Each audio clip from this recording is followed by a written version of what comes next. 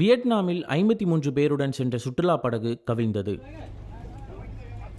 பிரபல சுற்றுலா தலமான ஹாலாங் விரிகுடாவில் நடந்த இந்த விபத்தில் குறைந்தது 37 பேர் உயிரிழந்தனர். திடீர் புயல் காரணமாக படகு கவிழ்ந்ததாக வியட்நாம் எல்லைப்படை மற்றும் கடற்படை தெரிவித்துள்ளது. மோசமான வானிலை காரணமாக மீட்பு பணியில் தொய்வு ஏற்பட்டுள்ளதாக மீட்பு பணியாளர்கள் தெரிவிக்கின்றனர். இதுவரை 11 பேர் உயிருடன் மீட்கப்பட்டுள்ளனர். நேரில் பார்த்தவர் AFP செய்தி நிறுவனத்திடம் கூறும்போது இடி மின்னலுடன் ஆலங்கட்டி மழை பெய்ததாக தெரிவித்தார்.